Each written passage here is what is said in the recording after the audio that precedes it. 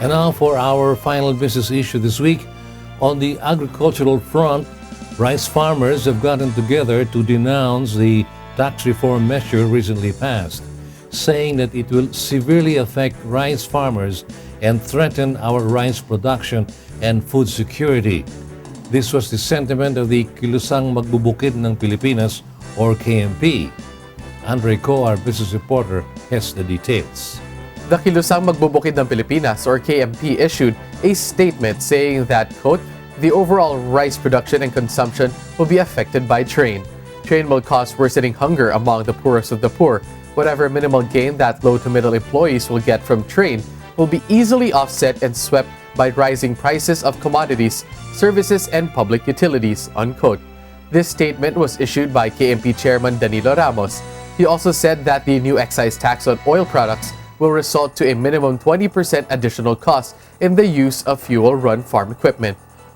According to KMP, farmers will have to spend more money for the added cost of fuel because of trade. From 33 pesos per liter, diesel now costs 40 to 41 pesos per liter in Metro Manila, with slightly higher prices in the provinces. KMP presented a sample case study where a rice farmer in Bulacan, tilling 1 hectare of rice land, will have to spend an additional 294 pesos per hectare per cropping using mechanized hand tractor during land preparation. This does not include the added cost of the use of a water pump or irrigation, use of a dryer, as well as rice milling, transportation of rice produced, and other daily expenses. The rest of the details with our business reporter. The Philippines has some 4 million hectares of rice harvested lands. A minimum sample computation translates to an additional cost for land preparation alone of 1.176 billion pesos, excluding seedlings, fertilizers, and pesticides. The farming group said that the domino effect of trade will impact rice prices and this will be passed on to consumers. Ramos was quoted as saying that, quote, we see prices of commercial rice increasing up to as much as 58 pesos to 60 pesos per kilo at the minimum in the coming months, unquote. At present, the average retail price of commercial rice is 50 pesos to 55 pesos per kilo. The National Food Authority, or NFA, sells rice at an average of 38 pesos to 40 pesos per kilo.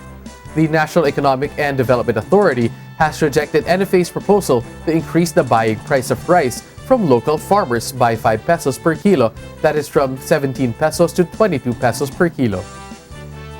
At this point, the NFA is getting ready to import 250,000 metric tons of rice for 2018. Another group, the Associated Labor Unions Trade Union Congress of the Philippines, also issued a statement saying that, quote, the government has failed to put in place safety nets for the poor and adequate protection mechanisms against profiteering activities in the light of the tax reforms measures implementation, unquote. The labor group noted that certain stores and local markets have also, and we quote, irresponsibly increased the prices of basic and prime commodities even before their old inventories are used up, but we don't see them. We don't feel the government is protecting us from the profiteers and profiteering, end of quote. The group is awaiting the release of the implementing rules and regulations of train before issuing further statements. And with that, we end another edition of Bizwatch.